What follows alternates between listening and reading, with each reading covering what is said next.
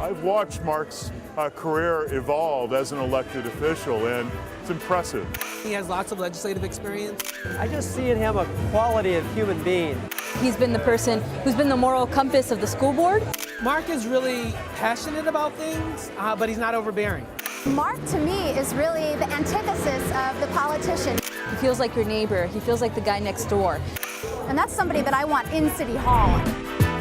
I was part of a group called Teachers for Change, which started because teachers were so upset and overwhelmed, and we just almost spontaneously went out in the streets protesting the conditions for kids and for teachers, and that got us a lot of notoriety. And because of that notoriety, Almiano, in fact, asked if we would be able to field a slate of candidates, and when I won, it was very unexpected.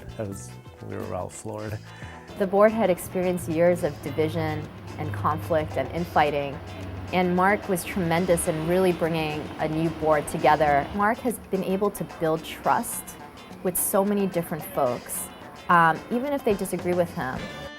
I work in the Tenderloin. I work with Latino families on school issues. And every time I've gone to the school board, it's been Mark Sanchez who's been the most responsive to us. He is a tireless worker, and he's also probably one of the most moral and ethical individuals I've ever met in my life.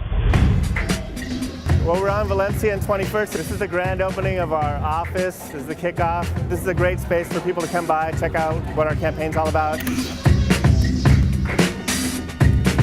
There are a lot of talented and viable candidates, but I think Mark stands out, not just among the field of those running for supervisor in District 9, but stands out in a community of people here in San Francisco. Mark's super accessible. He's sort of the man of the people. It comes from him being a teacher at heart. And so he knows how to deal with a lot of difficult personalities and bring them to the table in a way that lets them feel heard and valued, but at the same time keeps focused on what's most important.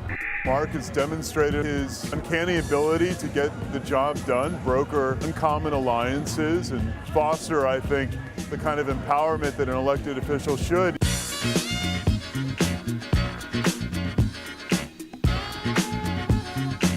The Mission and Bernal Heights neighborhoods, we're a community that is very thoughtful about policies like clean energy and affordable housing. And I know Mark is the kind of guy who's worked on all these issues. He has an incredible amount of integrity.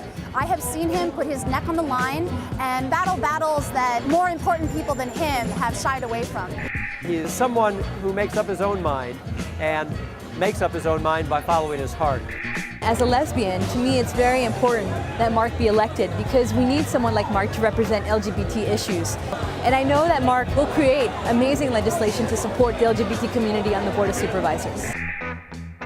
I've been on the school board for 8 years. I've been a progressive vote continuously, and the budget for the district is over $600 million. It's a huge enterprise. I have a track record, and that's all really people can look at. And the other people who are running don't really have that track record. I know how Mark is going to be on the board. I trust him, I trust his leadership, and I know that he's really going to advocate what I think the best interests of San Francisco are.